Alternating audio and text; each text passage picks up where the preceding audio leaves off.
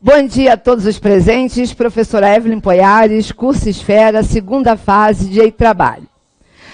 Inicialmente eu vou abrir a turma dando parabéns para todos vocês pela aprovação. Galerinha que está em casa nos assistindo ao vivo, beijo, parabéns para vocês.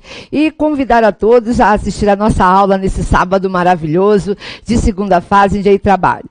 Então, você que vai assistir agora comigo, depois, né, bom dia, boa tarde, boa noite, boa madrugada, para quem gosta da noite, porque também é bom que a casa está no silêncio divino, aí é que a gente, né, pega aquele momento e começa a rever a aula, a estudar.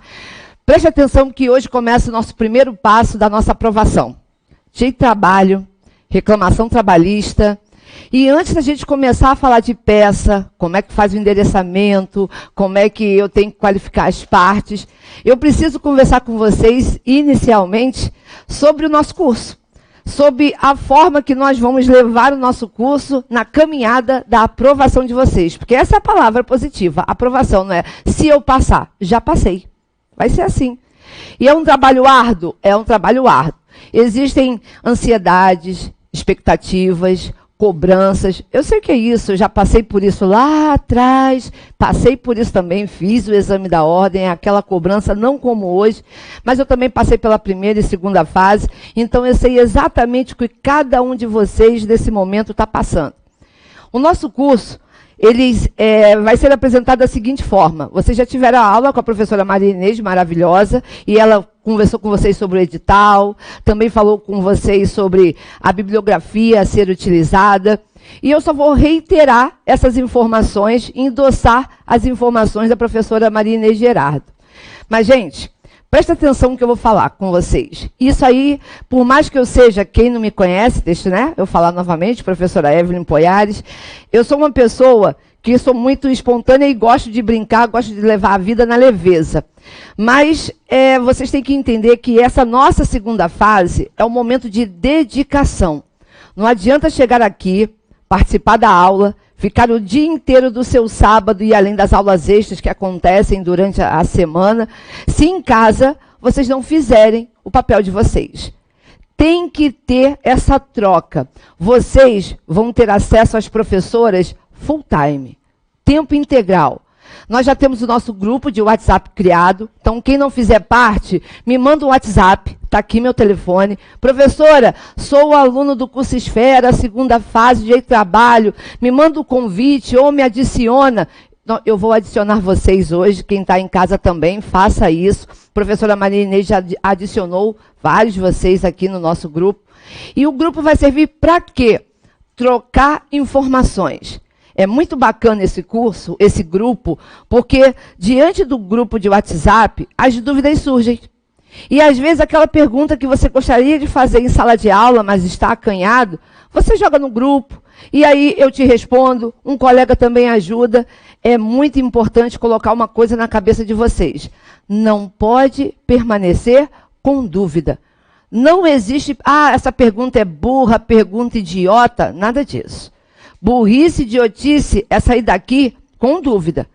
Ninguém aqui sabe mais do que ninguém. Está todo mundo aqui para aprender. Não importa se é a primeira prova de segunda fase que vocês vão fazer e última, ou se vocês já fizeram outras vezes. Vocês têm que entender que a dúvida deve ser sanada. E como é que você vai tirar a dúvida? Quer colocar no grupo? Joga no grupo, nós vamos responder. Quer colocar no privado da professora? Chama a professora no privado, ela vai lá e responde. Professora, se a dúvida for urgente, posso ligar? Pode. Mas é um sábado e é um domingo e é um feriado. E até 28 de agosto, nós vamos estar conectados. É necessário que vocês entendam que o tempo de vocês é curto. E às vezes a vida é corrida, porque todo mundo tem responsabilidade, a vida é corrida, e às vezes você tira o teu domingo à noite, o teu sábado à noite, ou às vezes a quinta-feira, 11 horas da noite, para começar a estudar, porque você trabalhou o dia inteiro, estava atarefado. A dúvida surgiu ali. De repente você vai me chamar pelo WhatsApp no privado. Se eu estiver acordado e estou nesse horário, eu vou te responder? Vou. Não tem problema nenhum. Mas eu fico com vergonha. Que isso? Desapega da vergonha, se liberta. Não pode ter esse tipo de vergonha. Vocês têm que entender que a dúvida ela deve ser sanada para no dia da prova você detonar a FGV. O treino vai ser difícil, porque o jogo vai ser fácil. Vocês vão observar que durante o nosso curso, vocês vão treinar peças, inúmeras peças. Tanto com a professora Inês, contestação, RO, como comigo, petição inicial, consignação em pagamento, embargos de execução, embargos de terceiro. Vocês vão treinar e você vai olhar aquela questão e vai dizer o seguinte: não vou fazer. Por quê? Porque eu não consigo, está difícil. Professora, a questão está tão grande que ela não vai caber na folha de resposta. Calma, é de propósito. Eu sempre aviso isso aos alunos. Nós cobramos vocês de uma forma tão extenuante que na hora que você abre a prova, você diz: é isso? Tu tá de sacanagem. Lá no curso, a Evelyn e a Inês tiravam o fígado da gente. A gente olhava para a questão e dizia: não sei fazer isso aqui não. Não vai dar não. E faz. No início vai começando difícil, você se desespera, tenta arrancar os cabelos que não tem, mas no final, você está dormindo e está assim: ao douto juízo, dá espacinho, vara do trabalho D, pulo 2 linhas, qualificação, está vindo, está evaporando pelos poros. De tanto que você vai ser cobrado, treinado, porque na hora da prova, você vai fazer com a maior tranquilidade. Mas para que isso aconteça, é necessário que você treine. Professora, como é que eu vou treinar? Fazendo os exercícios. Na área do aluno, vai estar repleto para vocês de questões discursivas, peças. E vocês têm que começar a fazer as peças e mandar para as professoras. Mas eu mando como, professora? Você pode mandar por e-mail, evelyn.poiares@gmail.com, ou você pode mandar via WhatsApp. Mas ao invés de jogar o teu exercício no grupo, envia no privado para a professora. Professora, está aqui o meu exercício. Preste agora bem atenção no que eu vou falar para vocês. Como é que você vai treinar? É necessário essa informação. Não adianta treinar peça no computador. Ah, eu vou fazer aqui o exercício da aula, uma reclamação trabalhista que a Evelyn passou do Juventino, eu vou fazer aqui. Mas eu vou fazer no computador. Não, não vai não. Sabe por quê? Na hora da prova, não tem computador. Você, a partir de agora, vai estudar para a segunda fase, você precisa imprimir aquela folha-resposta. Na nossa área do aluno, já tem ela para vocês em PDF. É só você imprimir, vai numa copiadora e pede lá, sei lá, 1000 cópias daquilo dali. Tudo isso é pouco. Pouco por quê, professora? Porque você vai pegar aquela folhinha e vai fazer assim, ó, bloquinhos. 5 para peça processual e vai grampear. E depois, mais 4. Para quê? Para questões discursivas. Porque quem vai fazer a prova pela primeira vez tem que entender o seguinte: o candidato no dia da prova vai receber 2 cadernos. Um é o definitivo de resposta que você devolve e o outro é o rascunho que você leva para casa. E nesse caderno, você vai ter um espaço para peça processual, e na peça processual você tem 5 folhas de 30 linhas, ela tem que constar ali, e depois para cada questão discursiva, uma resposta, uma folha. Então, questão 1 na folha 1, questão 2 na folha 2, 3 na 3, 4 na 4. Você, quando começar a estudar, a treinar, você tem que se domesticar. É necessário isso, sabe por quê? Porque o hábito de casa, a gente leva à praça. Então, se você não começar a treinar de forma correta, na hora do jogo, na final, você não vai saber, porque você vai levar o seu vício para a hora da prova. Então, é necessário que você faça isso. Comece a treinar a peça, as questões da folha resposta da OAB.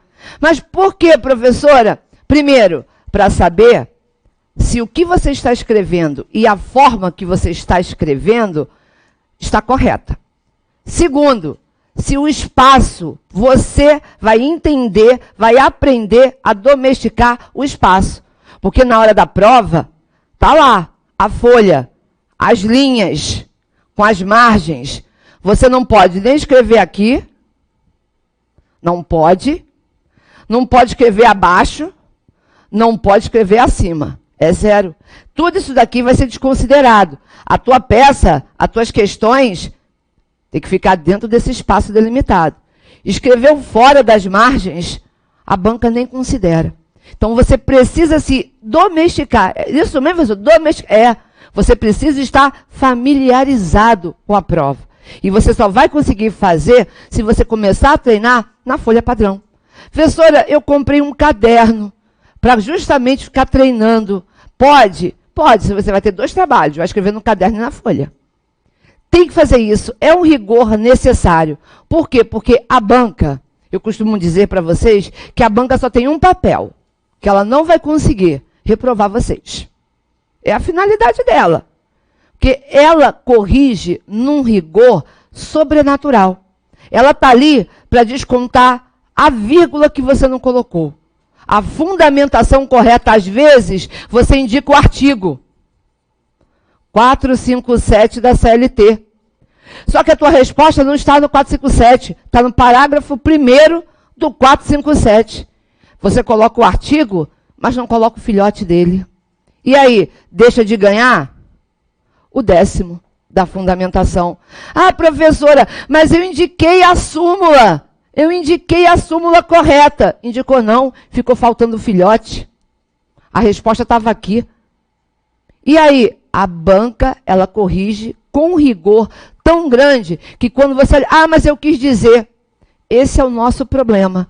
Por quê? Porque na hora da prova, eu acho que vocês pensam do professor da faculdade. Porque quando você faz uma prova e entrega para o professor, a frase final é sempre assim, pelo menos lá na faculdade. Corrige com carinho. É verdade? Duvido que aqui alguém não tenha falado isso uma vez durante 5 anos da faculdade. Professora, corrige com carinho. Aí, ó. A gente corrige. A gente olha, não, mas ele quis dizer, esse sim está interpretando talvez um não. Vou dar meio ponto aqui do sim, vou dar meio ponto. A gente releva, a gente corrige com carinho.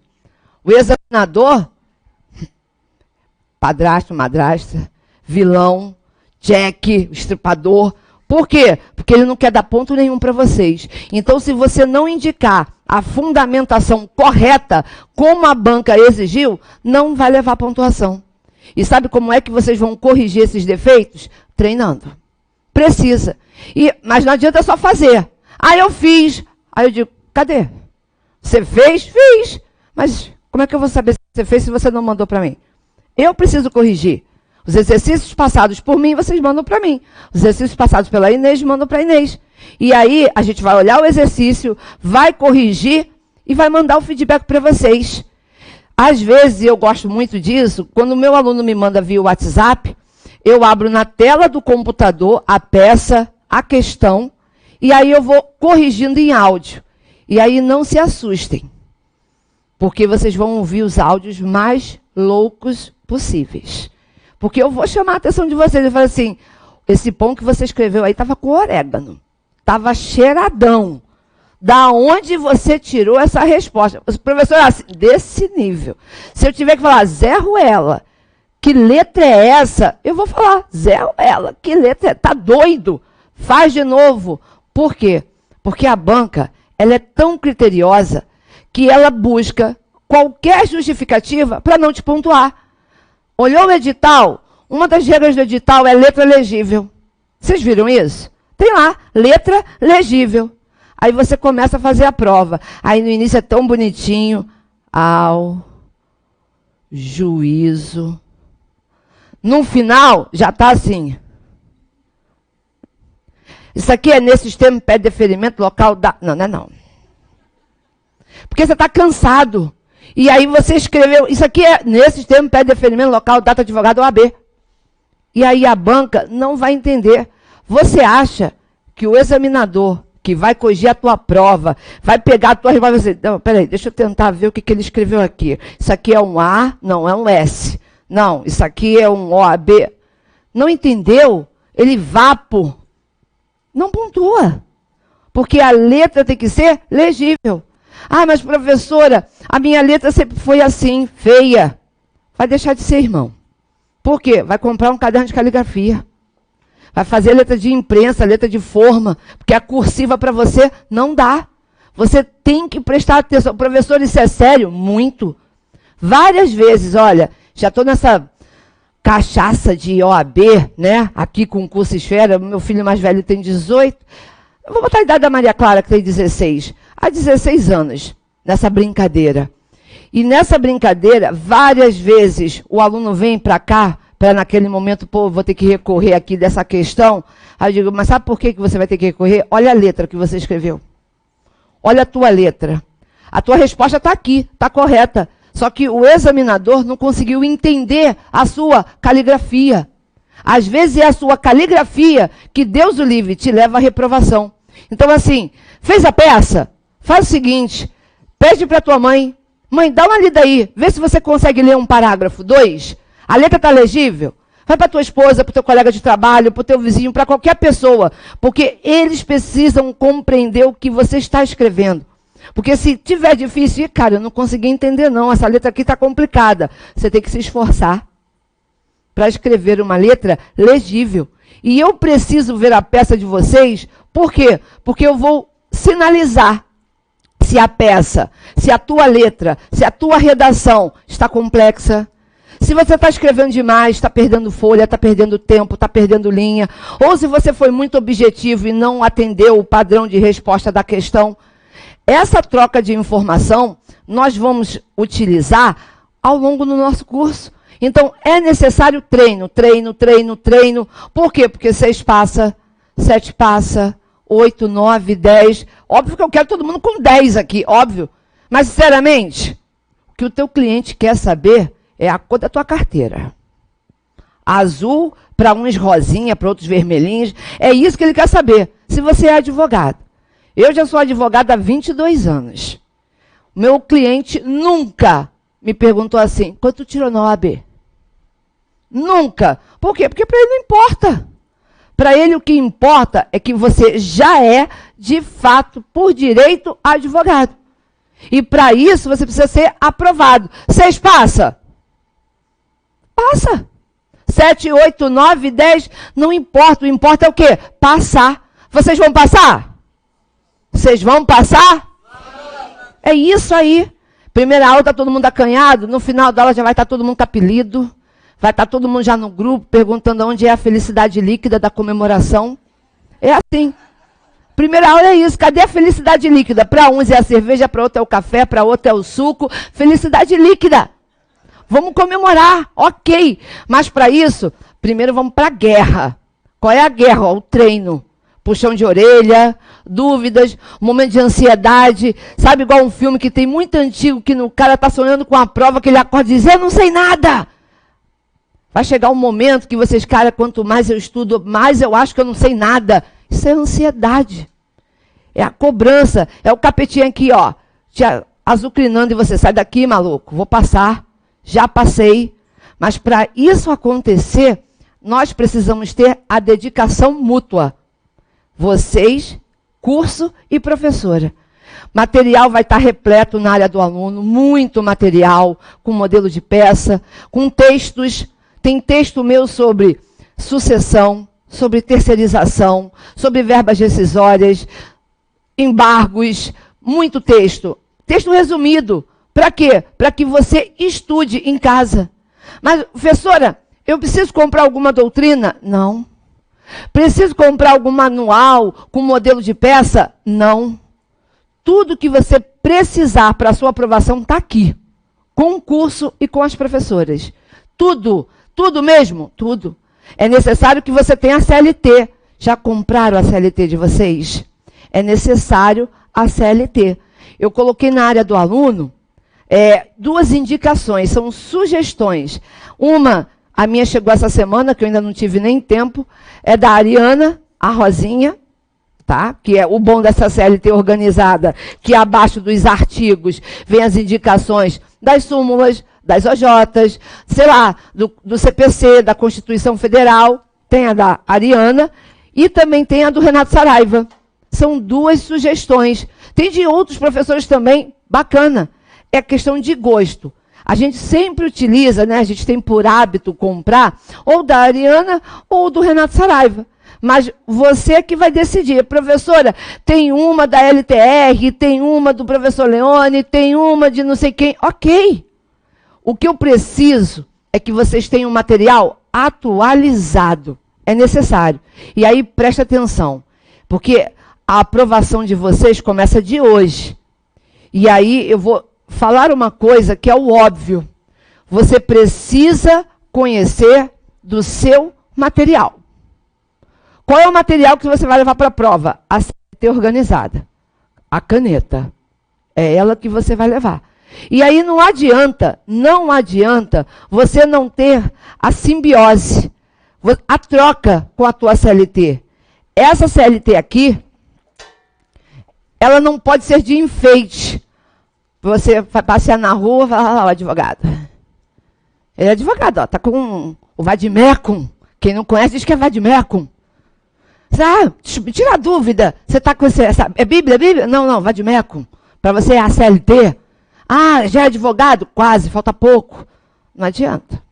Por quê? Porque você precisa olhar para ela e falar assim, ó, súmula. Aí vai ser igual o filme de desenho. Zoom, ela abre para você. Aí depois você olha assim para ela assim, OJ, ela zoom, ela abre para você. Porque de tanto que você manusear o teu material, você vai saber exatamente onde estão as súmulas, as OJs, aonde começa o CPC, o Código Civil. Você precisa manusear o seu material. Eu conto uma coisa aqui para todo curso, todo módulo novo, eu falo de uma experiência de vida de um ex-aluno meu, hoje já é advogado, mas ele teve uma infelicidade na vida. Foi fazer a prova de segunda fase, e aí encontrei com ele na porta, todo feliz, que não sei o que mais lá. Falei assim, cadê tua CLT? Aí ele falou assim, peraí, vou te mostrar. Falei, vai me mostrar? Tá doido? Como assim? A CLT de sala de aula? Ele falou assim, não, professora, aquela que eu usei em sala de aula estava muito amassada, tinha até respingo de ketchup. Comprei uma nova, tirar do lacre agora. Vou fazer a prova com ela. Fala para mim o que foi que aconteceu. Não passou. Sabe por que ele não passou? Por incrível que pareça. Ele disse que a CLT, a nova, não conversou com ele. Porque ele gravou aquele pingo de ketchup quando ele estava comendo um cachorro quente. Quando caiu naquela folha em cima ali do artigo 679 da CLT, ele olhou, ele sabia até onde era a página. A nova, ele estava perdido, ele demorava para encontrar. Por quê? Porque o seu material, ele conversa com você. O índice remissivo é a sua força. Porque está tudo dentro da CLT. Tudo dentro da CLT. Então você precisa conhecer do teu índice remissivo, das súmulas, da ordem cronológica das leis. Professora, então assim, eu vou comprar quando a minha CLT chegar, se eu ainda não tiver, eu vou pegar os separadores, a Inês já falou isso com vocês, só pode utilizar os separadores de editora, você não pode colocar a parte, colocar o nome, não pode. E aí eu vou colocar ali a separação, Constituição Federal, CPC, Código Civil, súmulas, OJs, precedentes, índice remissivo, índice cronológico, e você vai começar a manusear. Você tem que aprender a fazer a pesquisa, a procura. E como é que você faz isso? Treinando. Não adianta deixar a CLT na mesa como um peso de papel, para não voar, porque o ventilador, a janela está aberta, não adianta. Você tem que manusear a sua CLT. Sabe por quê? Porque às vezes eu digo, gente, eu não estou encontrando a instrução normativa 41 do TST. Estou perdido. Alguém lá no... vai lá na página tal que ela está lá. É verdade. E aí eu sempre digo uma coisa aos meus alunos. Além daquele separadorzinho que vem da editora, eu gosto, e eu faço essa sugestão a vocês, clipses. Como assim, professora? Você, por exemplo, tem leis que são recorrentes na nossa prova. Por exemplo, a lei do FGTS, 8.036 de 90. Sempre aparece algo do FGTS. Pela editora vem o separador. Aí você pega um clips e coloca ali. Sabe por quê?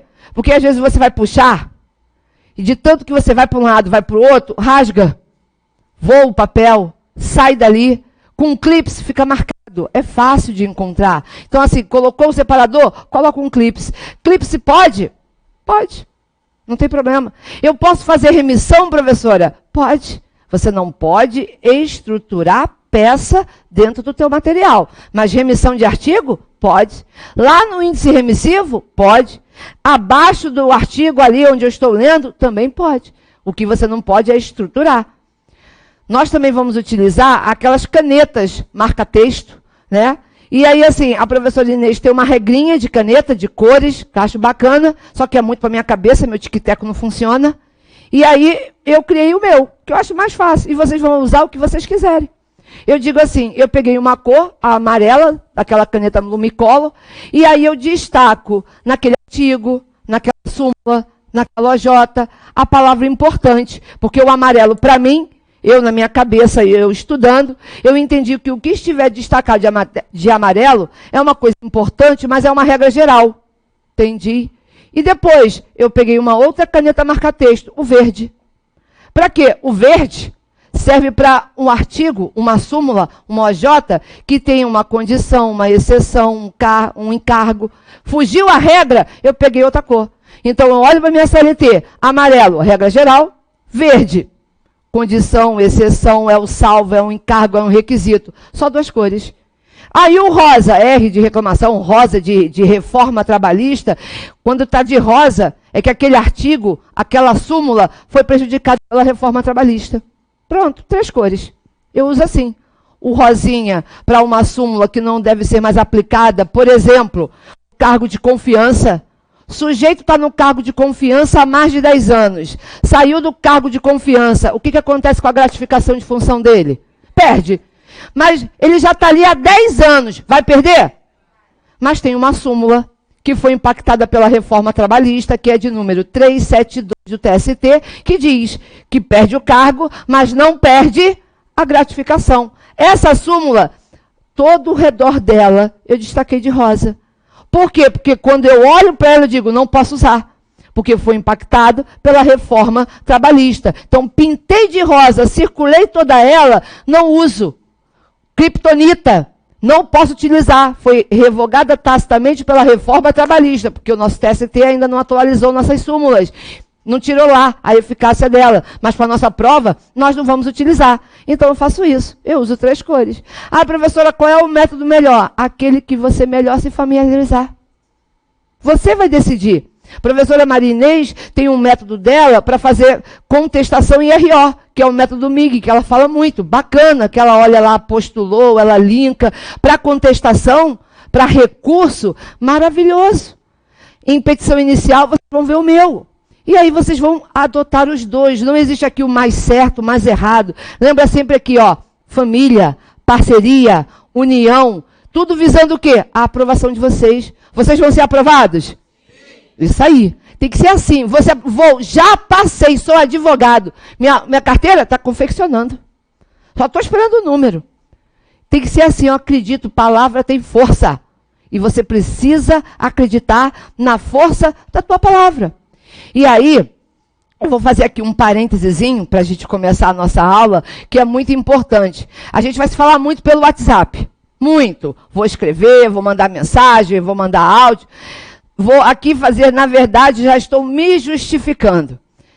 Às vezes, quando eu estou digitando, ou digitando pelo WhatsApp, está aberto, eu estou digitando.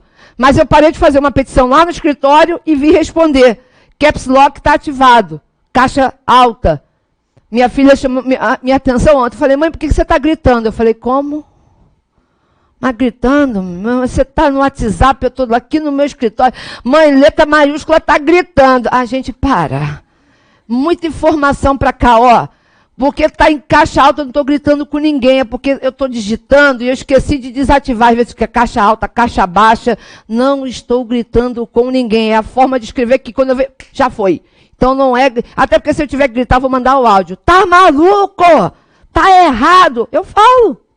Se eu tiver que chamar a atenção de vocês, lembra sempre assim, a atenção de vocês é para uma finalidade. Qual é a finalidade? A aprovação. Eu não quero mal de ninguém, eu só quero, ó, que todos aqui saiam aprovados, porque eu sei a expectativa de cada um de vocês. A cobrança. Não tem cobrança? Pra caramba. Tem sempre aquela tia que diz assim, nossa, não passou ainda. Fulano, já passou. Tu olha pra tua tia e diz assim, Respondeu mentalmente aqui, ó, para tua mãe não te matar, engole. Não é assim? É, porque tem sempre alguém que vai te inferiorizar. Sempre tem. Então, assim, tu vai para onde no sábado? Dia lindo desse, vai para onde? Para a praia. Precisa saber que está aqui? Precisa colocar, vou para minha aula no curso, porque não sei o quê. Olha a inveja, irmão. Fala não. Não começa a contar teus projetos antes deles concretizarem, não. Porque tem muita palavra negativa ao redor. Então, assim, vai na maciota, vai estudando, tá lá, mas não começa a dizer, ó, estou fazendo, vou passar, porque é a carga negativa. Ah, tu acredita nisso? Acredito. E como eu acredito? Então, assim, vai perseverar, vai fazer, vai lutar, e no final, vamos comemorar. Por quê? Porque basta a nossa simbiose, a nossa troca. Nós vamos conseguir? Vamos. Para isso, hoje, eu trouxe para vocês, esquematizando a reclamação trabalhista. Deixa eu explicar uma coisa bem clara para vocês. Vocês vão ver, a partir de setembro, que o que vocês viram aqui, em sala de aula, o rigor da peça, seja ela reclamação, seja ela contestação, RO, não importa. O rigor exigido aqui, no mundo lá fora, completamente diferente. No mundo da fora, se você vai endereçar, excelentíssimo senhor doutor juiz, ao douto juízo, meritíssimo, fala aí, parceiro de boa. Juiz, lê. Às vezes o juiz só conhece do processo no dia da audiência. Não sabe nem do que se trata. Então, o que eu estou querendo dizer para vocês? Aqui dentro é um rigor extremamente sobrenatural. A aprovação de vocês depende de uma coisa: seguir a orientação das professorais. Porque nós sabemos como aprovar vocês. Se eu disser que é para escrever assim, não adianta você... Lá no escritório, dane-se. Eu não quero saber no teu escritório. Sabe por quê? Porque o teu escritório vai levar a tua reprovação. Porque você não escreveu como a banca quer. E vocês vão fazer a prova para uma pessoa, para a FGV. Eles vão corrigir a prova de vocês. E eles têm um padrão, uma forma, uma receita básica. Se não for escrito daquela forma, ele não te dá o ponto. Ah, eu vou recorrer. Adianta? Às vezes não. A banca bate o pé e ela não dá. Ah, eu vou interpor um recurso, impetrar um mandado de segurança, filho. Está gastando energia que você podia estar estudando para a tua aprovação.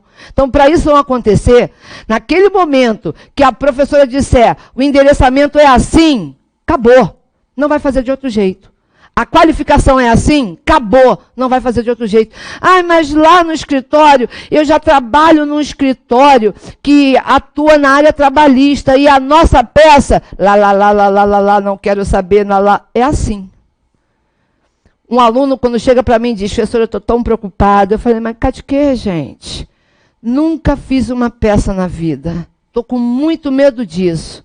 Eu olho para o céu e digo, obrigada, Jesus, o Senhor é meu Pai. Meu pastor, nada me faltará, porque essa pessoa não veio com vício.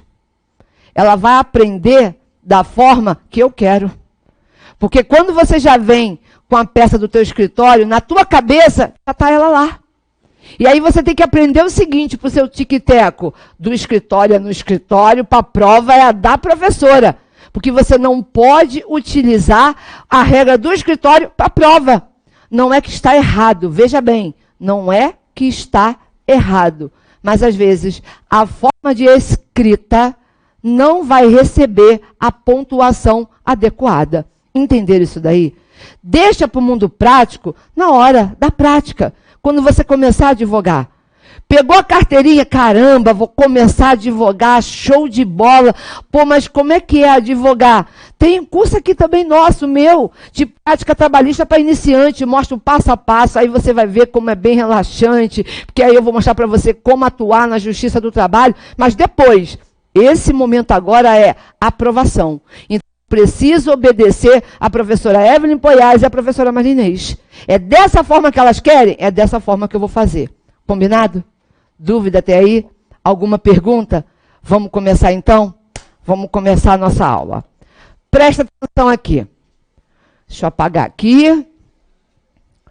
Para a gente começar. Anotaram aqui o e-mail e o telefone? Posso apagar? Beleza. Presta atenção então. Reclamação. Ah, sim. Uma última informação. Todo mundo fica assim, professora, qual é a peça, hein? Porque vocês têm uma tara em peça. Peça, peça, peça, peça, peça, peça. Eu falei, Jesus, iluminai meus filhos postiços, todos vocês. Cadê quê? Vocês esquecem. A peça vale quanto? 5. E as questões? Se você acertar todas as questões, você já tem 5? Olha que maravilha. Só que vocês têm uma tara. Meu Deus, qual é a peça? A peça, uma peça, peça, peça, peça, peça, peça, peça, peça. E esquece das questões. Meus amores, a prova é meio a meio, em divisão de pontuação. 5 para a peça, 5 para as questões. Só que são 4 questões, A e B. Se você conseguir também colocar na sua cabeça que você consegue fechar o circuito das questões discursivas, que são tranquilas. Não tem bicho de 7 cabeças ali. Olhou a questão, começou por ela, por exemplo. Ai, mas por onde eu começo? Por onde você quiser. Ai, hoje eu sonhei com o número 3.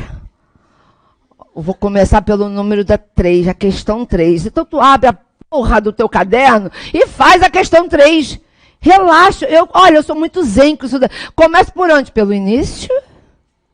Ai, mas eu ouvi dizer num site, num grupo de não sei aonde. Para, não coloca problema na tua vida, tu já tem demais. Porque você pode começar com a peça, de repente tu abriu o caderno questão e viu, a peça é tal. Facinho. Começa por ela, ok. Viu que ela está complexa? Vai para o caderno, vai para as questões discursivas. Leu as 4. Sabe as 4? Faz. Porque vocês têm que entender que vocês vão conseguir no mínimo 6, porque 6 passa. Passa. Então vocês vão conseguir o 6 de vocês ou o 10 de vocês acertando o conjunto da obra. Então assim, primeira questão A e B, pô, essa aqui é fácil, eu sei onde está a resposta, vai lá e responde. Vai deixar a peça depois. E aí vem a situação da peça. Qual que será a peça, hein, dessa vez, hein? Professora? Ai, mas caiu reclamação trabalhista, o anterior foi reclamação, a banca não vai repetir. É nesse momento que eu respiro, tomo meu café, que é a minha cachaça diária, digo assim, Senhor, perdoai, ele não sabe o que diz. Porque a banca, se ela quiser, ela pode colocar 8 vezes seguidas uma petição inicial. A banca também pode ficar alternando petição inicial, contestação RO, petição inicial, contestação RO. Então, assim, os nossos alunos não vão excluir peça nenhuma. Já caiu petição inicial, não vai cair de novo. Quem disse? A banca repete? Repete. Então, nós não vou estudar reclamação trabalhista. Cadê quê, filho? Caiu 2 exames atrás, não vai cair agora. E se a banca pensar assim, colocar de novo, porque ninguém se preparou para a reclamação trabalhista? Não vamos eliminar peça nenhuma. Nós vamos fazer reclamação trabalhista? Vamos, várias, com justa causa, sem justa causa, com reintegração, com tutela, com liminar, consignação em pagamento, embargos à execução. Tem peça da com pau. O bom da reclamação é, sabe a estrutura? Faz qualquer uma. Basta a estrutura. É igual a receita padrão de bolo. Farinha, açúcar, ovos, leite, manteiga. Sabe a base? Faz qualquer uma. É isso que vocês vão saber. Sabe a base? Faz qualquer uma. O que vocês não vão fazer? Eliminar. E a gente sempre brinca aqui no curso. É brincadeira mesmo. Que a gente tem uma conexão com Deus. E aí, véspera da prova, ele sempre assopra. Eu falo isso com os meus alunos. Falo assim, olha, eu já fechei aqui a parceria de novo. Minha promessa já está lá. Na semana da prova eu vou dizer a peça para vocês. Foi assim no último exame. Falei, geral está dizendo que vai ser RO, que vai ser contestação. Não vai. Vai ser uma petição inicial, porque da outra vez caiu uma petição inicial de rescisão indireta. Ninguém apostava rescisão indireta. Vai cair de novo petição inicial. Qual foi a peça? Petição inicial. Da mesma forma que no anterior, no 33, na véspera da prova, no sábado, aulão de revisão. Qual foi a revisão da peça que eu fiz em sala de aula? Rescisão indireta. Qual foi a peça que caiu? Rescisão indireta. Abriu a prova lá e abriu a questão que a gente fez depois com o pai. Caraca, professora, é Deus iluminando aqui, ó, para contar para vocês. Ele assopra aqui, eu conto para vocês, que ele não me pediu segredo. Ele não me pediu segredo. Pode? Pode. Ó, só que é brincadeira. Porque quando eu digo que é brincadeira, é porque a gente estuda tanto o edital, a banca, que a gente acaba se conectando com eles. Falando assim, bom, estou pensando aqui na estratégia do examinador. O que ele poderia fazer para reprovar os meus alunos? Que eu tenho que correr na frente para mostrar para os meus alunos que eles não vão ser reprovados. E aí começa a treinar vocês. Eu faço isso, a Inês faz isso. Óbvio, se alguém me perguntar aqui e pedir a minha opinião, Evelyn, mas qual é a peça que você gostaria que fosse? A peça que eu gostaria, contestação. Por enquanto, é o gostar, não é um palpite. Por quê? Porque eu acho a peça mais fácil. Sabe por quê? Porque na contestação você não precisa pensar muito. Os pedidos estão ali. Tudo que ele pediu. Numa contestação, o que você tem que fazer? Impugnar. Se ele pede hora extra, ele pediu hora extra. Você está pela empresa. O que você vai dizer? Improcede a hora extra. Se ele pediu dano moral, o que você vai dizer? Improcede o dano moral. Porque está tudo ali. Cada pedido que ele fez, você vai impugnar e vai pedir a improcedência do pedido. E aí vocês vão ver com a professora Maria Inês que tem as preliminares e tem a prejudicial, a prescrição. Acabou, é a contestação. A peça mais fácil. Essa é a que eu torço, que eu espero. Será que? Calma, está muito cedo para o nosso palpite. Vamos esperar o palpite. Mas é que eu torço. A outra também que eu acho muito fácil é o recurso. Ai, professora, recurso? Faz isso, ó. Claro que é. Sabe por quê? Tu olha a sentença, vê quem perdeu. Aí lá vai estar dizendo, você, representando o fulano, o sucumbente, apresente a medida, que é a reforma da decisão. Lembra da musiquinha da Inês? Porque aqui todo mundo é The Voice. Tem musiquinha? Pra caramba. A Inês é a nossa The Voice.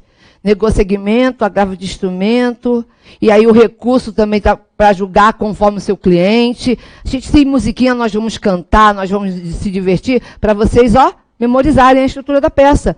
E o recurso também é uma peça fácil, por quê? Você vai ver aonde você perdeu, seu cliente perdeu de que forma? Ah, o juiz julgou totalmente improcedente. Ah, então foi o reclamante, né, que perdeu? É. Então vai pedir a reforma da decisão para julgar o quê? Procedente. Aí você vai reiterar pedindo a procedência dos pedidos. Recurso também é uma peça fácil. Vocês vão ver com a professora. Qual é a peça que realmente dá trabalho? Qual é a peça que dá trabalho? De fato, que eu tenho que confessar. Petição inicial. Sabe por que a petição inicial dá trabalho? Porque o teu cliente vai te contar o causo, o problema, e daquele problema você vai tentar descobrir a lesão do direito. Porque a banca tem feito isso agora. Ela joga informações no texto da questão que você vai ter que separar. O que houve lesão ao direito e o que foi feito de forma correta pelo empregador e que você não pode questionar o ato. Ah, entendi. Por isso que a reclamação trabalhista é a peça mais difícil, porque é dali que nasce o processo. É dali que você distribui a reclamação para dar início a todo o procedimento judicial para obter a sentença. Então, na reclamação, você diz assim, o que pedir e como pedir. Nós vamos treinar a partir de agora. Beleza? Então, vamos lá. Reclamação trabalhista. Esquematizando a nossa reclamação trabalhista. Olha aqui. Se eu perguntar para vocês, por onde começa uma petição inicial? Qual é a resposta de vocês? Por onde é que eu tenho que começar uma peça? Qualquer uma, contestação, RO, agravo, embargos à execução, qualquer peça. Por onde eu começo? Endereçamento. E aí, presta atenção na sugestão do endereçamento. Porque na estrutura da reclamação trabalhista, a partir de agora, se eu perguntar para vocês qual é o artigo que fundamenta a reclamação trabalhista? Resposta de vocês, no mínimo, que eu vou querer ouvir. 840. O correto, 840, parágrafo 1º da CLT. Professora, então, o primeiro tópico de uma reclamação trabalhista é o endereçamento. E esse endereçamento pode ser de que forma? Tem 3 sugestões para vocês. Nosso aluno tem aí ao lado, quem está assistindo em casa, beijo para a galerinha do ao vivo, Carlinha, beijo para você. O material também foi disponibilizado para vocês, é só você baixar para acompanhar lado a lado com a minha explicação. Gente, no endereçamento, eu fiz 3 sugestões. Ao juízo, meritíssimo juízo, ao douto juízo. Professora, qual é a forma correta? Qualquer um dos 3. Se você olhar a banca, ela cita assim, ó, ao juízo. Vem agora, ó, espaço, vara do trabalho de espaço. Primeira observação que eu vou falar para vocês. Ou você vai utilizar reticências, conforme está no edital, ou você vai utilizar X. Ah, professora, eu vou usar o travessão. Tem travessão no edital? Eu estou falando que é para usar o travessão? Acabou. É quartel aqui, irmão. Tem que ser assim. Mas, professora, pode ser desse jeito assim? Pode. Pode ser tudo maiúsculo? Pode. Pode ser tudo minúsculo? Pode. Pode ser só a primeira letra maiúscula? Pode. Não tem problema. O que você tem que entender é que você não pode, não pode.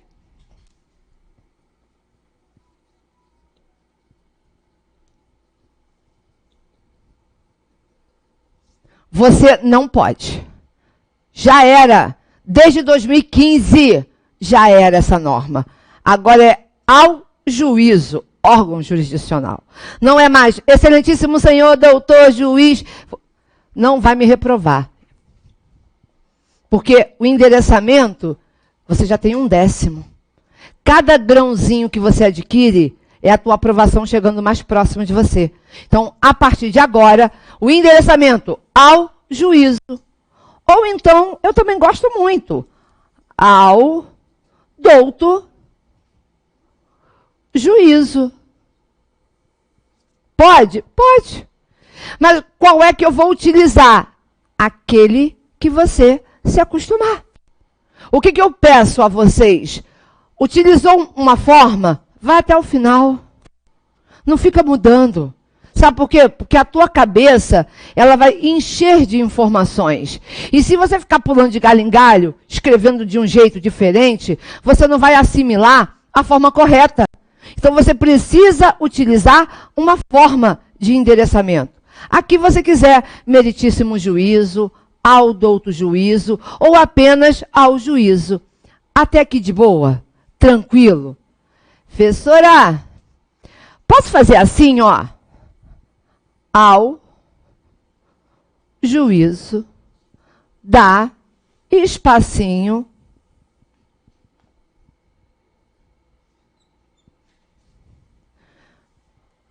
posso fazer assim? Pode? Não pode abreviar. Mas não pode. Por quê? É vale transporte? Ah, mas ele sabe, sabe? Ele, examinador, sabe? Porque ele está te analisando. Ele está te analisando, corrigindo tua prova. Então você vai abreviar? Não vamos abreviar. Não vamos abreviar. Tudo por extenso. Até aqui, beleza? Presta atenção.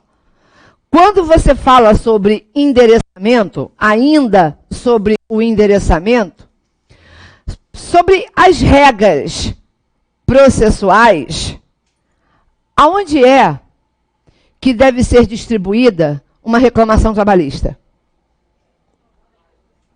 No local da prestação de serviço. E essa regra está onde? No artigo 651 da CLT. A regra da competência territorial está no artigo 651 da CLT. Então, se o empregado foi contratado no Rio de Janeiro, mas ele executou as atividades do contrato de trabalho em Minas Gerais, aonde é que ele vai propor a reclamação trabalhista? Minas Gerais. Professora, posso eu indicar o local? Vamos combinar o seguinte: nós vamos trabalhar com a proposta da questão. Não iremos criar dados, não iremos inventar fatos. Nós vamos desenvolver a nossa peça processual com os dados do problema. Presta atenção numa, como é que eu vou dizer? Uma puxada de tapete que a banca fez há alguns exames atrás. Eu não sei se foi o 28º ou o 30º. Eu sei que ela foi uma reclamação trabalhista. E na hora da reclamação trabalhista sobre o local da prestação de serviço, o fulano de tal trabalhava na Paraíba, numa empresa situada na Paraíba. Beleza. Então ao juízo dá espacinho, porque vai ser por sorteio, para uma das varas do trabalho, da Paraíba, certo? Certo. Aí o fulano de tal, aí fez assim, ó. Aí o outro fez assim, ó.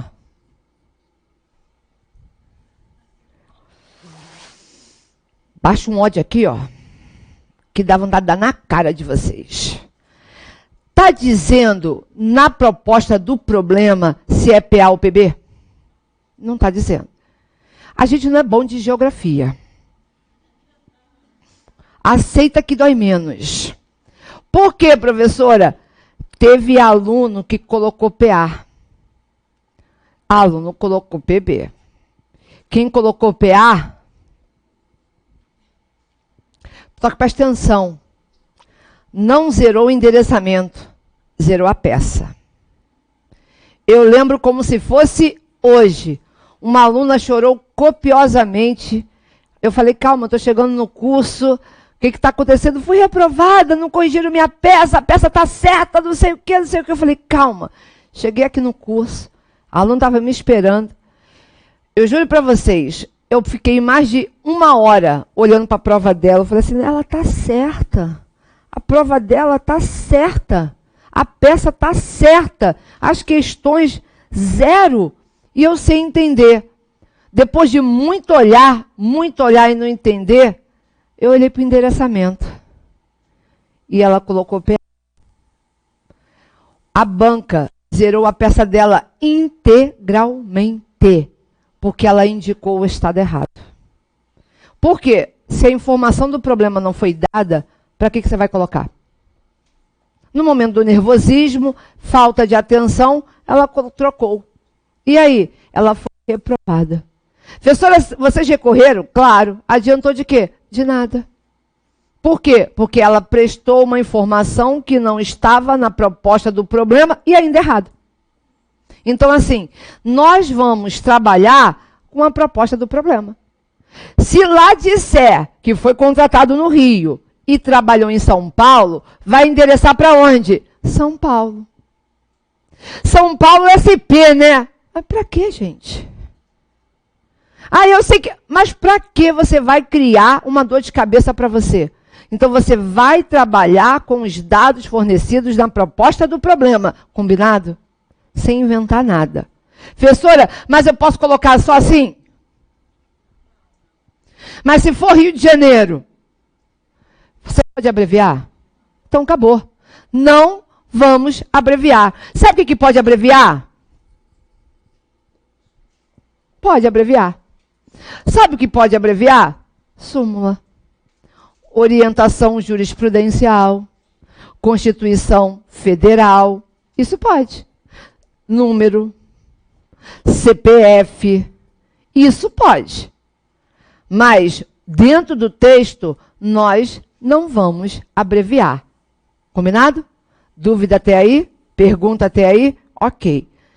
Depois do endereçamento, qual é o próximo passo da peça. Vamos lá, vamos pensar. Mesmo acanhado, eu não tenho medo de errar, mas pensa, já enderecei. O nosso próximo passo para criar uma petição inicial, nós vamos para a qualificação. Perfeito. E aí, a pergunta que não quer calar, que vocês querem fazer, e por enquanto, primeiro dia de aula, está todo mundo acanhado. Professora, quantas linhas eu pulo entre o endereçamento e a qualificação? Quantas linhas? Quantas? 5, 3, professora? Lá na faculdade, no classe de prática, o professor fazia assim, ó. 1, 2, 3, 4, 5, 6, 7, 8, 9, 10.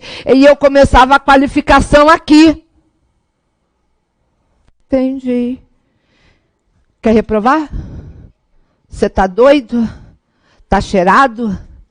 Por quê? Porque você trabalha com espaço e com tempo. Então, você não vai pular grandes quantidades de linhas. No máximo, 3. E aí, presta atenção. Não precisa colocar o xizinho para mostrar que pulou linha. Não precisa. Ah, professora, mas sabe aquela ansiedade? Eu sou uma pessoa ansiosa, eu tomo aqui, sabe, Lexotan, Lexapro, Lexa, qualquer coisa. Ok, também, eu também. Mas você não vai. Mas eu preciso mostrar que eu pulei linha. Tá, entendi. Então você vai escrever assim, né?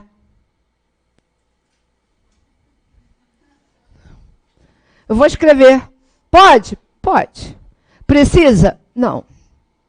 Mas e se eu fizer? Tá errado? Não.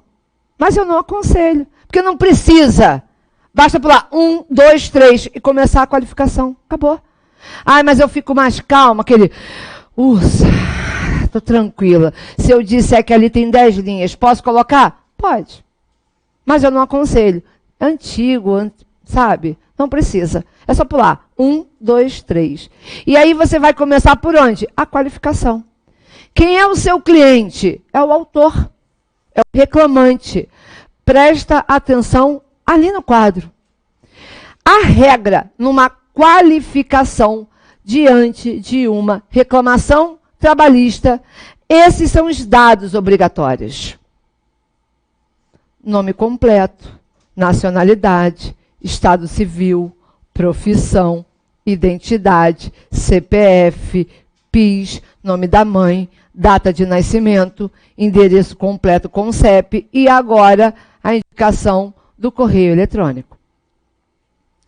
Professora, eu tenho que colocar todos eles?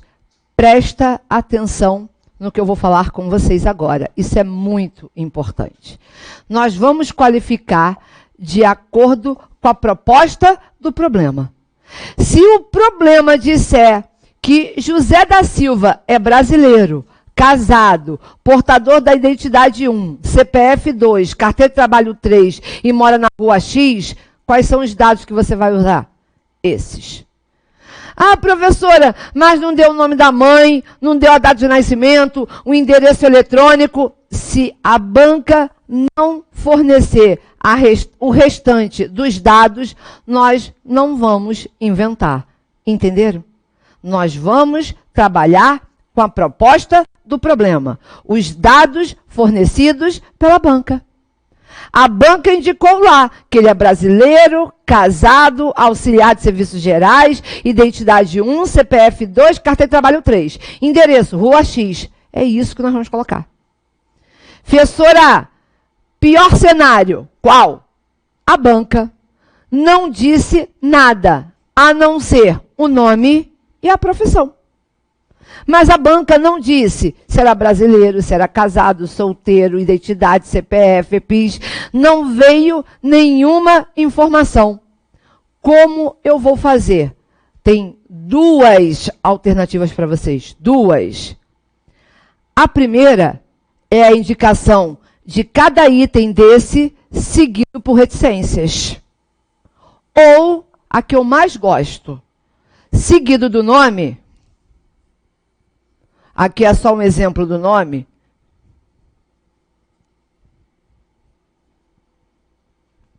Ele é, sei lá, porteiro.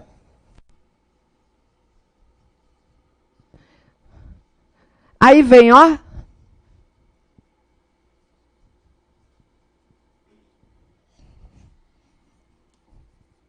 Olha a expressão. Qualificação e endereço completo com CEP. Posso fazer só isso, então? Pode. Mas veja bem, você só pode utilizar essa forma se a banca não trouxer nenhuma informação. Olha aqui, ó. A banca não forneceu nenhum dado. Primeira alternativa, nacionalidade, estado civil, profissão, nascimento. Tá vendo? Cada item daqueles seguidos por reticências. Assim. Professora, eu vou colocar entre parênteses também, tá bom? Tá bom. Ou dessa forma aqui, tá certo? Tá certo. Ou, para não perder tempo, linha, espaço. Olha a outra forma. Nome do reclamante, vírgula, qualificação e endereço eletrônico de domicílio completo com CEP. Ou qualificação e endereço completo com CEP. Tá certo assim, professora? Eu vou ganhar 1/10 da pontuação do reclamante da qualificação? Vai. Mas você só vai poder utilizar essa forma abreviada se não vier nenhuma informação na questão. Porque se a questão disser que o José da Silva é brasileiro, casado, identidade 1, carteira de trabalho 2, endereço à rua X, nós vamos utilizar essas informações ou a frase? As informações. A banca forneceu as informações, nós vamos utilizar. Não forneceu informação nenhuma. Qualificação, endereço completo com CEP. Ou cada um daqueles tópicos seguidos por reticências. Dúvida? Não fica canhado, não. Se tiver, pergunta, porque a dúvida de um pode ser do outro, da galerinha que está em casa, que não pode agora falar comigo. Se tiver, manda para cá. Até aqui, tranquilo? Diga lá, meu amor.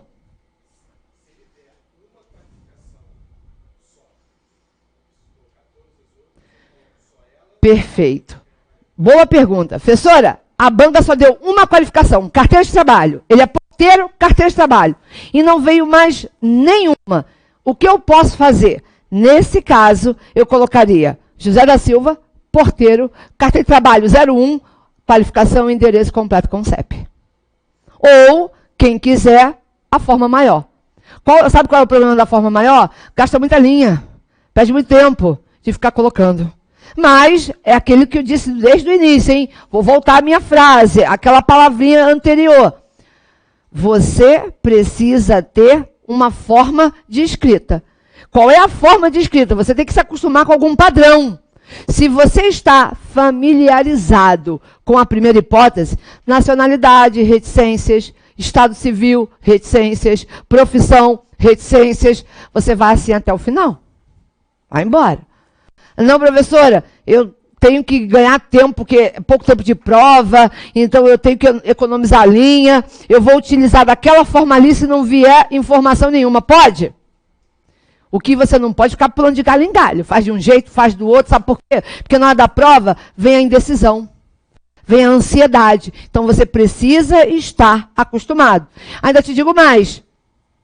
Geralmente, a banca fornece alguns dados. Ela não passa batido. José da Silva, porteiro. Não. José da Silva, porteiro, aí vem algumas qualificações. Aquelas que a banca fornecer é a que você vai utilizar. Porventura só veio, como você disse, que ele é porteiro e a carteira de trabalho, qualificação, endereço completo com CEP. Ou a primeira forma ali. Era a mesma coisa? Beleza. Dúvida até aí? Pergunta. E aí, presta atenção no primeiro pedido. Vamos começar como se fosse pedido, tá? Nós vamos ver, a partir de cada encontro nosso, aos sábados, meio de semana com aula extra, nossa turma de sábado, meio de semana, aula extra, já tem lá o calendário para vocês. O que é importante? Treinar. Você precisa saber, eu chamo isso aqui de preâmbulo da peça. Então, assim, você precisa saber a forma correta de endereçar, a forma correta de qualificar. Por quê? Porque cada tópico desse é um décimo. Um décimo para o endereçamento, um décimo para o reclamante, um décimo para a reclamada, é um décimo. Um décimo para o nome da peça com a fundamentação. Quando você olha, você já tem meio ponto. Meio ponto de boaça, de tranquilo, porque você já está tão acostumado a treinar o endereçamento, a qualificação, que ali, naquele conjunto daquele preâmbulo, você já tem ali meio ponto. Por isso que você não pode perder a forma correta de endereçar, a forma correta de qualificar. Perguntas até aí? Tranquilo? Depois, olha aqui, ó. Falei do reclamante, vamos falar logo da qualificação do reclamado. E aí, eu trouxe o nosso primeiro artigo. Professora, eu posso fazer remissão na minha CLT? Pode. E uma remissão que você nem vai precisar fazer, porque quem tem a CLT organizada, ela já existe. Olha se no teu artigo 840, abre a tua CLT, quem trouxe a CLT, quem já possui a CLT, abre o teu artigo 840. Verifica no teu artigo 840 se tem a indicação, a remissão do 319. Vamos lá. Trabalho junto. Vamos lá. Show de bola. A reclamação poderá ser escrita ou verbal. Sendo escrita, a reclamação deve conter. Olha aqui, ó. A nossa CLT, ela já diz quando a petição está apta para a propositura da reclamação trabalhista. Porque ela deve conter a designação do juízo, a qualificação das partes, a breve exposição dos fatos de que resulte o dissídio, o pedido que deverá ser certo e determinado com a indicação do seu valor, a data, a assinatura do reclamante ou do reclamado. Então, para a nossa seara trabalhista, uma petição inicial está perfeita, correta para a propositura da ação com esses requisitos. Então, você vai pegar a tua caneta marca-texto, que tem ali uma regra, um requisito, uma condição, quando diz lá no parágrafo 1º, sendo escrita deverá conter. Você vai sublinhar a palavra conter. Escrita conter, porque ali são os requisitos de validade da petição inicial. Só que nós vamos complementar esses requisitos com 319. Não está já aí embaixo? O 319? Olha aí, ó. A petição inicial indicará. Então, você vai pegar a tua caneta marca-texto, que como regra geral para o CPC, a petição inicial indicará. E tem aí todos os requisitos de validade da petição inicial. Sublinha, a petição inicial indicará. Porque ela vai complementar as regras da CLT. Então, professora, eu vou fazer uma remissão, já está aí para você. Você nem precisa escrever, porque já está aí. No 840, parágrafo 1º, já existe a remissão do 319 do CPC. Encontraram aí? Tranquilo? E ali vem a qualificação. Qualificação de quem? Do reclamante e do reclamado. Está ali, ó. Para o CPC, basta você indicar aquelas características. Nome, prenome, estado civil, ou existência de união estável, profissão, número de inscrição do CPF, ou da pessoa jurídica, o CNPJ. Preste atenção agora. Quando você fala sobre reclamação trabalhista, o nosso cliente, geralmente, é o empregado, certo? Geralmente é. É o empregado que lhe procura, dizendo que foi demitido e não recebeu as verbas. Ok. Só que pode ser que exista uma reclamação trabalhista aonde o nosso cliente é a empresa? A empresa processando o empregado? Oh, e como? Me dá um exemplo, professora. Eu vou dar 2. Ação de consignação em pagamento. Ah, é verdade, é a empresa que ajuiza a ação na Justiça do Trabalho porque o empregado não apareceu para receber as verbas. Ela é seu cliente. Então você começa por ela. E o empregado é que vai ter o reclamado, o réu, o consignado. Isso mesmo. Professora, vou ter que qualificar do mesmo jeito? Vai. Só que quando você fala de qualificação do reclamado, quais os dados que nós vamos utilizar? É a mesma resposta. Os dados fornecidos pela proposta do problema. Professora, então assim, sendo reclamado empresa, vai dizer o nome da empresa, Empresa Boa Sorte Limitada. Empresa Boa Sorte Limitada. Se ela é uma limitada, ela é uma pessoa jurídica de direito privado. E aí, no momento da qualificação, você vai colocar... Vamos lá. Então, aqui, ó. Qualificação. Nós temos que saber que existe o reclamante e o reclamado. E essa qualificação, a cola da qualificação, está no artigo 319 do CPC. Lá diz a forma correta de qualificar quando a proposta do problema não vier a informação. Professora, o reclamado, que é o réu, como é que eu vou qualificar? Exemplo, se a empresa Boa Sorte, Boa Sorte Limitada. E aí, não é uma limitada? Professora, pode abreviar limitada? Pode. E aí, limitada, né? Então, ó, pessoa jurídica de direito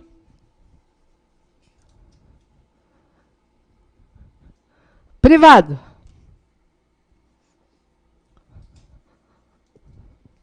E aí, inscrita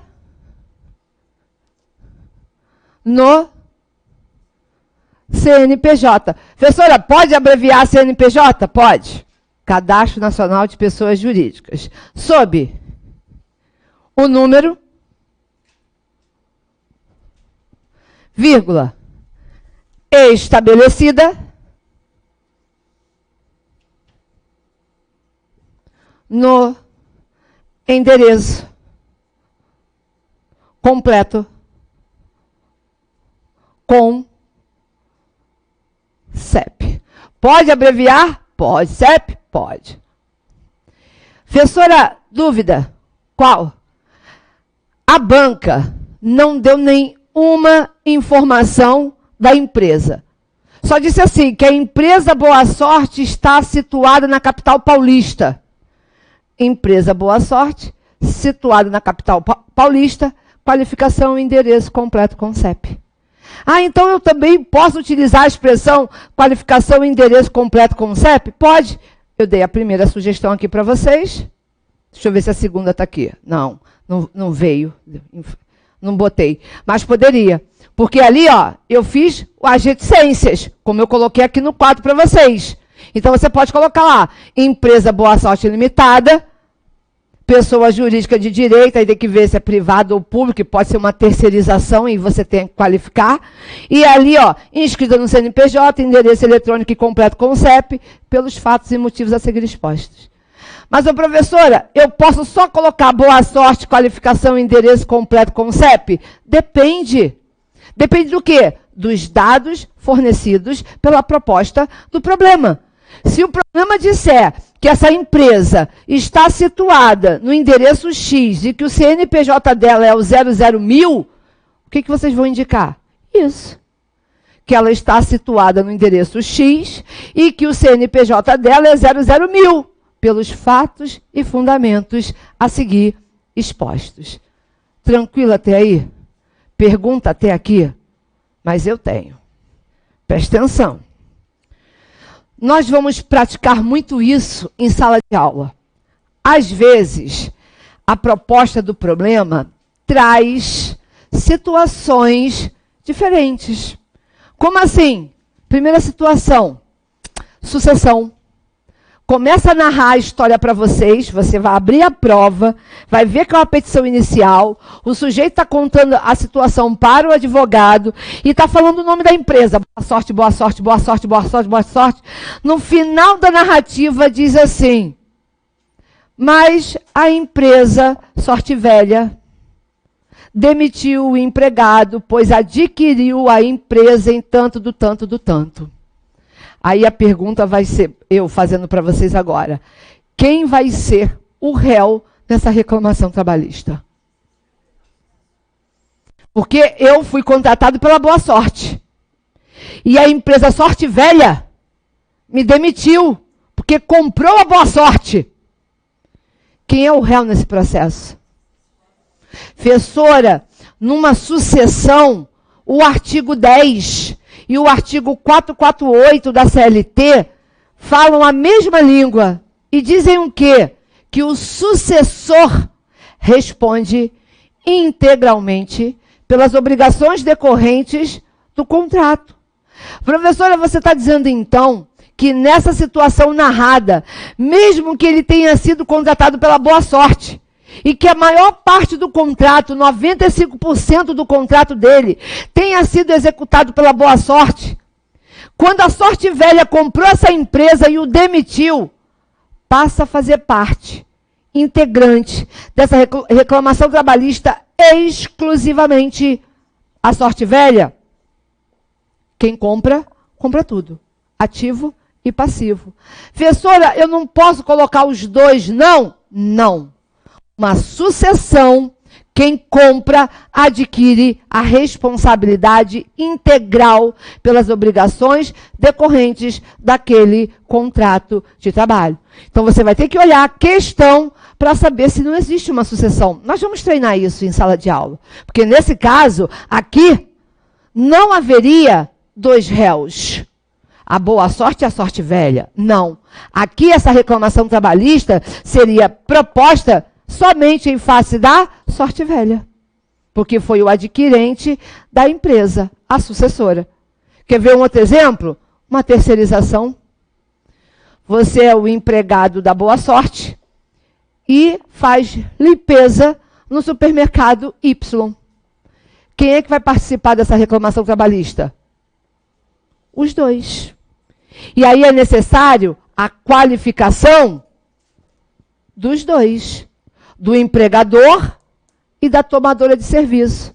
E aí nós vamos ver numa terceirização que a regra da terceirização é que a responsabilidade é subsidiária.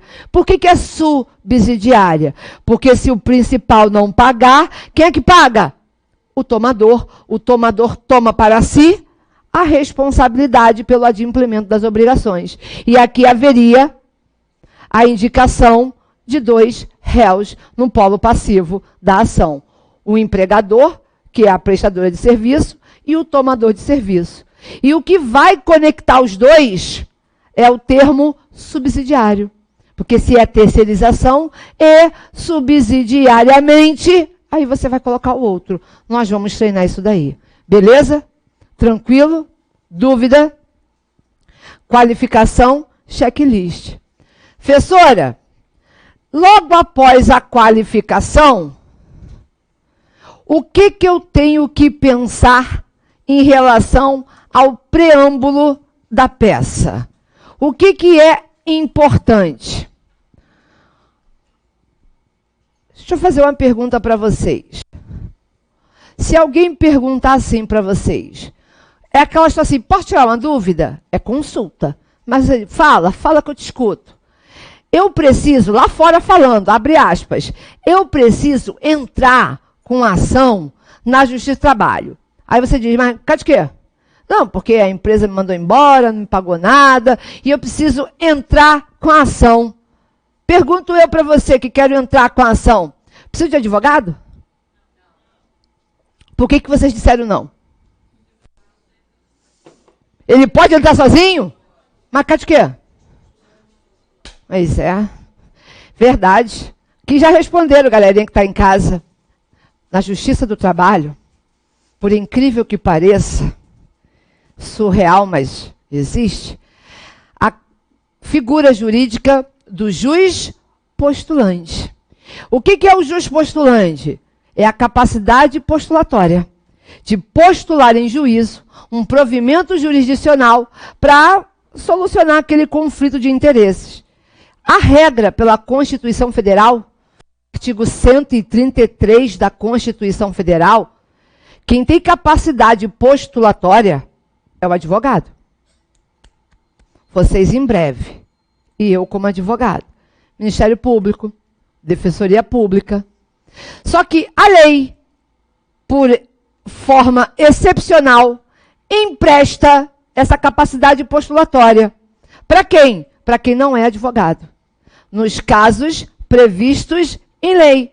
Por exemplo, no mundo civil, nós temos no juizado especial civil até 20 salários, pela lei 9.099, a pessoa que pode ir ao juizado e postular em juízo em seu nome a obtenção de um direito que lhe foi violado, certo? E na Justiça do Trabalho, qual é o valor máximo que eu posso utilizar o juiz postulante? Não, professora, na Justiça do Trabalho não está interligado com o valor da causa. Verdade. A capacidade postulatória pertence ao empregado e ao empregador. Está lá no artigo 791 da CLT. Abre teu artigo 791 da CLT e vê se não está assim. Empregado e empregador poderão pessoalmente reclamar na Justiça do Trabalho e acompanhar as suas reclamações até o final. Vê se não está escrito isso aí. Lá no 791 da CLT. Então, o juiz postulante, ele é próprio, ele é emprestado ao empregado e ao empregador. Tá certo isso? Todo mundo concorda comigo? Então, presta atenção. Eu sou estagiária. E lá naquele estágio que eu faço, é um pagode. Não tem termo de compromisso. Já sou estagiária há 4 anos. Minha bolsa auxílio atrasa pra caramba. Me mandaram embora. E não me pagaram nada. Porque eu sou o quê? Escraviária. Ô, escraviário, vai embora. Acabou. Tchau. Vaza. A empresa agiu corretamente? Pegou o estagiário, depois de 4 anos, sem termo de compromisso nem nada, pé na bunda. Pô, foi embora.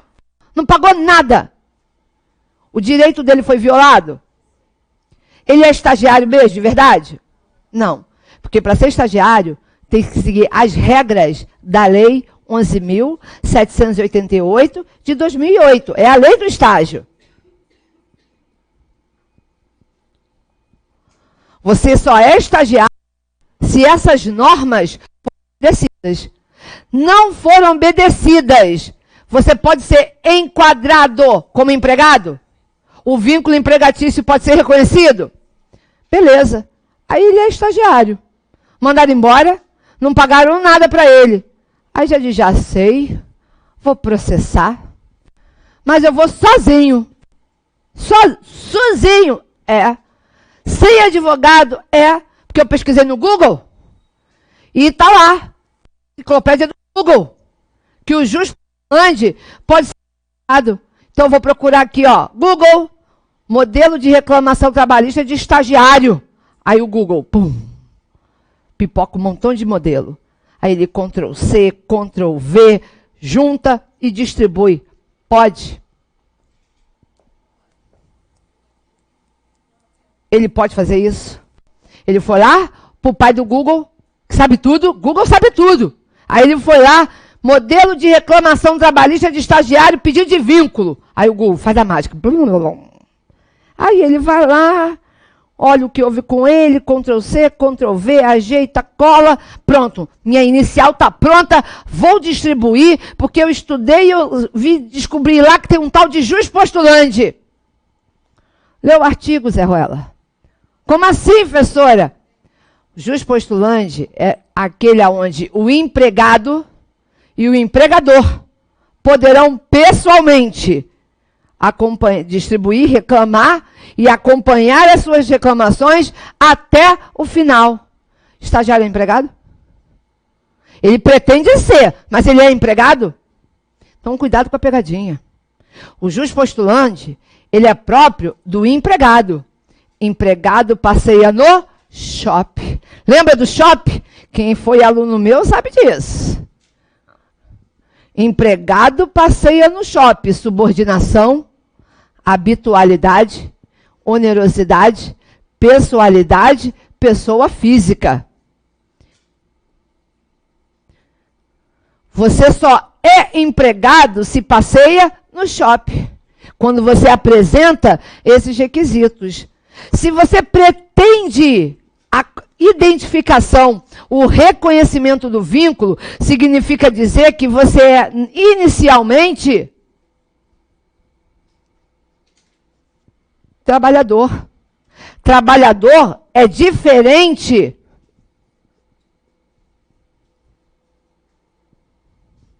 trabalho é gênero e empregado é espécie. Juspostulante é de empregado. Então, o empregado, que é formalmente reconhecido, quando tem a lesão ao seu direito, ele pode utilizar do juspostulante e propor uma reclamação trabalhista. Agora, o autônomo, que quer pedir o vínculo, o estagiário, que quer pedir o vínculo, o eventual, que quer pedir o vínculo, o voluntário, que quer pedir o vínculo, eles são trabalhadores. Juspostulante não é para trabalhador. Juspostulante é para o empregado. Está escrito lá na CLT. Empregado e empregador poderão pessoalmente distribuir e acompanhar as reclamações até o final. E aí, professora? Tu vira para o estagiário e diz, irmão, sinto muito. Todo esse trabalho que você teve de Ctrl+C, Ctrl+V, não adiantou de nada. Cadê de quê? Porque você precisa constituir o advogado. Sem advogado, você não ingressa com essa reclamação trabalhista. Porque, inicialmente, você está na forma de trabalhador, que vai pleitear o reconhecimento do vínculo. Entenderam isso daí? Ficou claro para vocês? Então, juspostulante é uma característica própria do empregado e do empregador. Não está formalmente reconhecido como empregado. Não se encontra na figura de empregador, é necessário que você contrate o advogado. 791 da CLT. Está lá. 791 da CLT. E aí, olha aí no 791 se não tem a súmula 425. Logo abaixo, quem tem a CLT organizada, vê se não tem aí a súmula 425. Tenho certeza que tem. A remissão da súmula 425.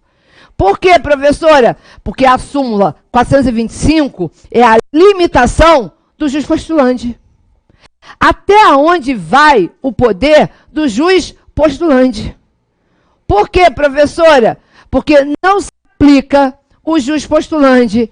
Para onde, professora? Mandado de segurança. Ação rescisória. Recursos ao TST. Ainda está na súmula, a ação cautelar. É, professora, é. E agora, nós vamos colocar ainda o procedimento de homologação de acordo extrajudicial. Ah, é verdade mesmo. Para esse momento processual, mandado de segurança, ação rescisória, recursos ao TRT, ação cautelar, homologação de acordo extrajudicial, é obrigatório a contratação do advogado. São os limites do juiz postulante. Entendi. Preste atenção agora.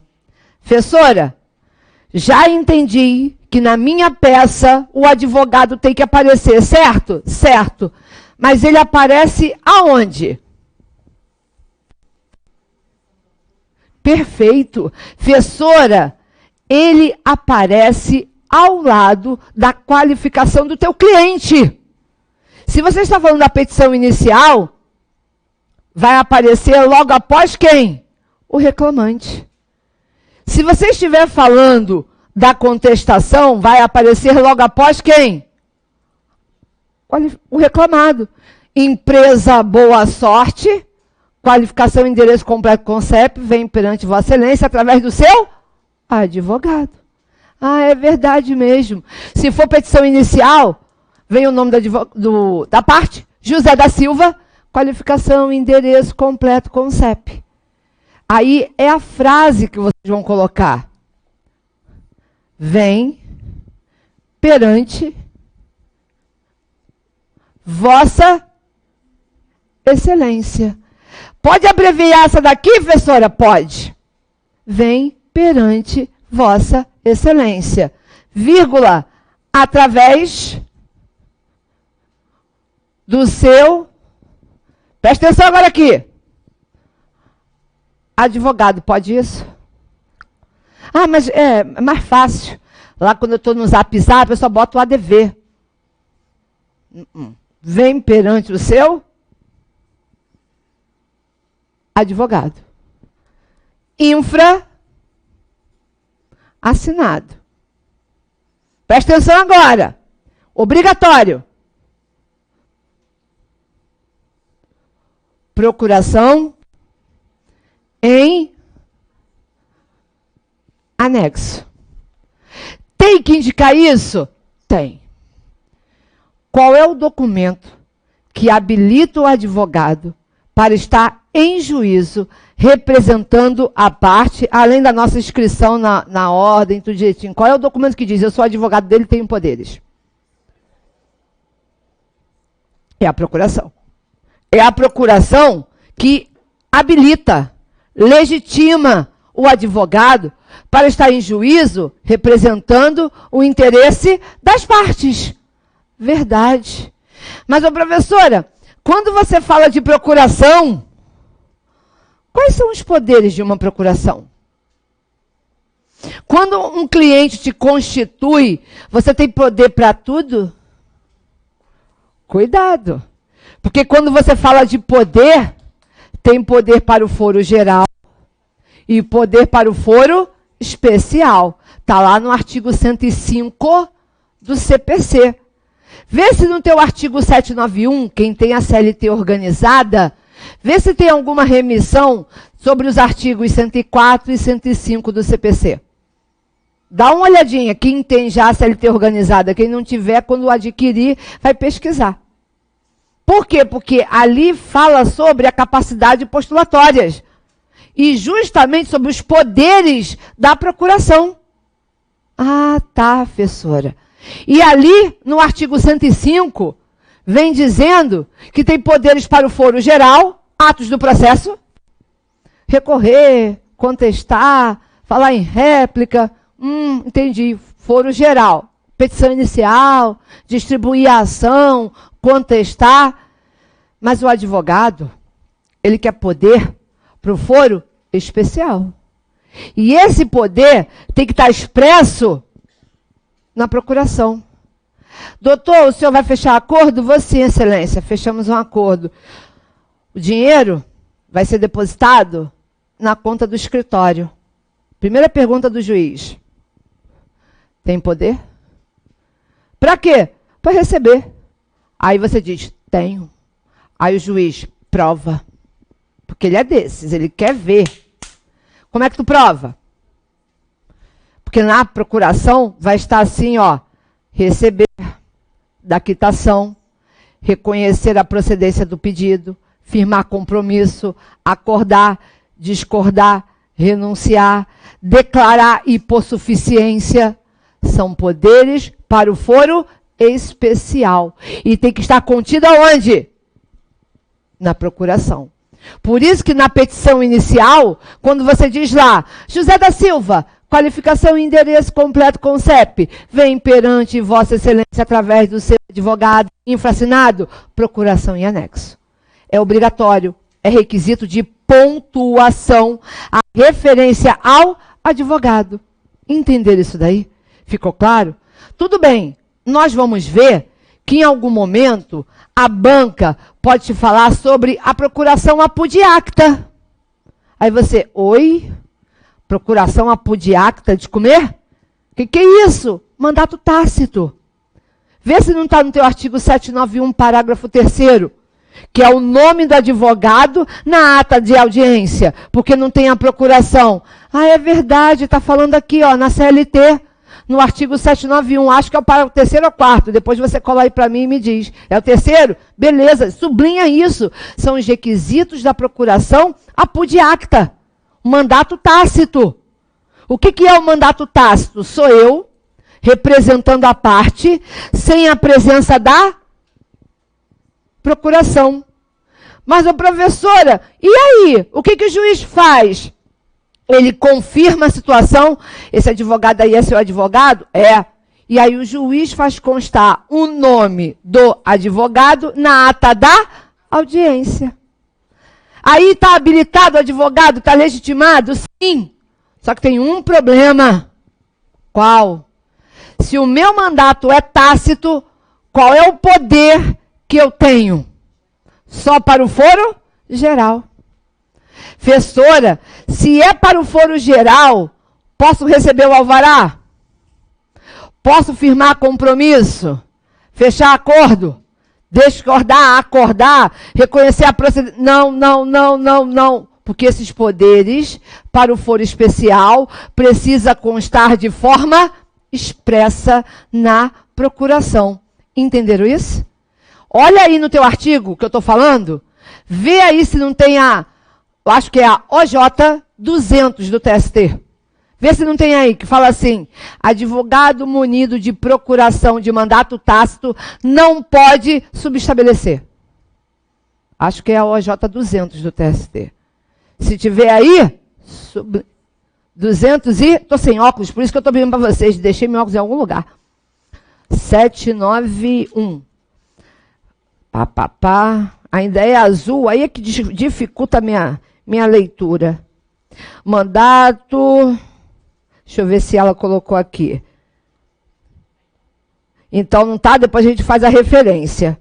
Que fala assim, mandato tácito. Depois a gente vai fazer a referência. Eu sem óculos sou uma negação. É a OJ, eu acho que 200. Aqui tem a 425. Quer ver? Eu vou lá, porque eu sou dessas. Eu vou no índice remissivo, eu tenho que dar o intervalo que já me pediram. Só 2 minutinhos. Vamos aqui no índice remissivo, treinando o índice remissivo, na letra M, e vamos procurar o mandato tácito. Vamos lá, mandato tácito. Procuração para o foro, regularidade do estagiário, regularização da representação, aqui, subestabelecimento. Eu sem óculos, eu sou uma negação. Vocês estão com a CLT aí? Mandato. Isso.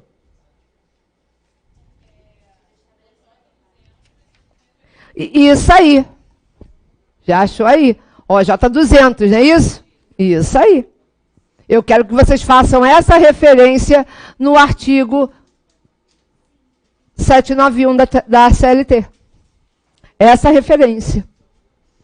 Por quê? Porque o advogado munido de mandato tácito, de procuração apud acta, não tem poderes para subestabelecer. Mas, professora, nesse caso, o que eu tenho que fazer? Juntar a procuração, com poderes para foro geral e poderes para o foro especial. Entenderam isso?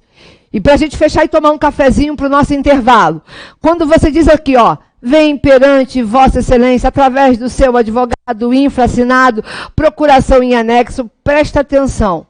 Aqui você precisa se acostumar com essa expressão, de acordo com o artigo 77.5 do CPC, indicar o endereço